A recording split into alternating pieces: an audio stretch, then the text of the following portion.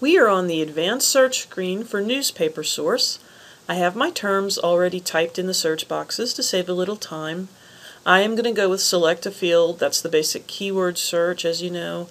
And over here I have truncation, as you can see, but you may have noticed that these terms are slightly different. I have opted to go with more popular or mainstream types of terms or jargon to throw in here, because I'm trying to search for popular content. And newspaper articles, in this particular case we're going for newspaper articles, don't really always have a lot of technical jargon in them. They can, but for this particular thing I'm going to just kind of go with simpler terms. So child is still pretty mainstream and or possibly scholarly. Kid is certainly mainstream or popular. Overweight is certainly mainstream or popular. And obesity used to be probably more scholarly, but is, I would say, more mainstream or scholarly. I did try searching with fat, but I just didn't like the results that I had. And I'm now looking at the third line, advertising, pretty mainstream, commercial, as we know, pretty mainstream, and we've got television here is our other kind of more popular type of jargon. And so now we'll look at limiters. I will do full text. I could do publication date as a possibility, but I don't think I'm going to. Definitely we can't do this because, as I mentioned earlier in the intro part of this video, the scholarly peer-reviewed does not apply here, even though it appears here. You can try searching with it. I've tried it a lot, and I never get any sorts of results. So I think it's just there because it's a design template of the database's interface. And here we have newspaper. I'm going to select newspaper for publication type because I don't want you to select newswire, transcript, or magazine necessarily here. Magazine will probably be better searched in Academic Search Complete or ProQuest, so that's why I'm kind of making that call on this. If you want to explore with it, just make sure that if you're trying to call a newspaper article a magazine or a magazine article a newspaper, vice versa, that's not going to fly. I know the difference. So just make sure that if you do select magazines here that you refer to it as a magazine in your evaluation, if you do find, in fact, a good magazine source. But I'm not recommending it. And then article right here. You could possibly go for report. I'm just not going to do that. I'm not going to do that one here. So let's click search. 96 results. And what we could do is start scrolling through. Let's see what we've got. Check for full text is one way to get the full text. HTML full text means that it's definitely there. It's in HTML format. I don't know if I'm not really seeing any PDFs here. They may be here somewhere on the next few pages, but I'm not really going to go in searching just to show you a PDF full text link. You know what they look like.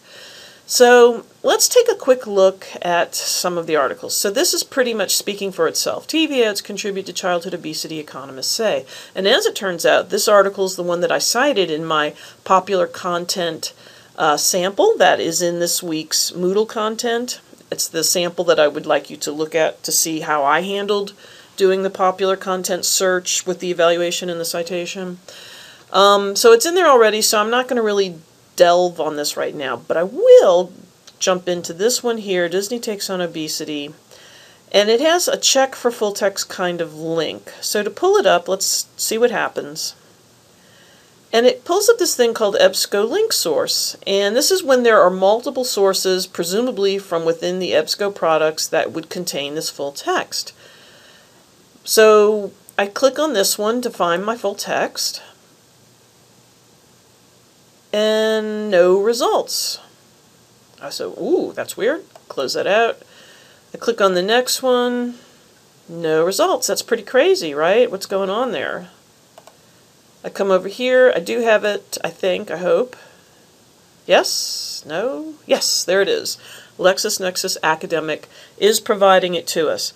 Why didn't the other two links work? I wish I could explain it to you. There's some sort of very complicated answer dealing with licensing and contracts and copyright and periodical metadata and all these things that it's hard for me to understand. I wouldn't begin to try to bore you with trying to explain it. Just know, if you do run across a situation like this where you see all these different options, keep clicking till you find the option that works, and If you find that none of them work, which unfortunately does happen from time to time with the EBSCO products, if that ends up being the case, then simply try to get it through interlibrary loan if you have enough time to wait for it, or contact a librarian and see what the librarian can do to help you obtain some sort of copy or alternate source for something like that. So, but let's look at it. So in LexisNexis, it's a very brief article, so not a heck of a lot to read, but that's a newspaper article. They're often very brief. And so they're saying that the Walt Disney Company deserves applause for its plans to impose strict standards on food advertising aimed at young children on the Disney-owned television channels, etc. And they're hoping it could set an example for other companies and advertisers to follow. They think of it as appealing to parents and as smart business. So if you wanted to show that perhaps the tide is turning, that perhaps finally advertisers, marketers, television broadcast networks, companies, whatever, are starting to perk up and see the upside of maybe promoting healthy stuff, then you could go with this. Remember, your research questions are left open for a reason, to allow you to explore as many sides as you would like, as you feel comfortable with. So take advantage of that if you're getting tired of seeing the same thing over and over again and you want to see maybe something a little more different related to your topic. So that's what I did here by pointing this one out to you. So let's go back to the results. And now let's click on the detailed record for that particular one, if we were in fact going to cite it at this point. And let's go to the Cite feature. Let's go down and find MLA, because you know you have to do MLA.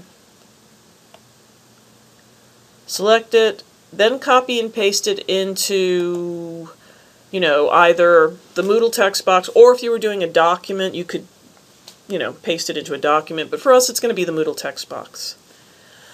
I think that's everything I have to say about this one for now.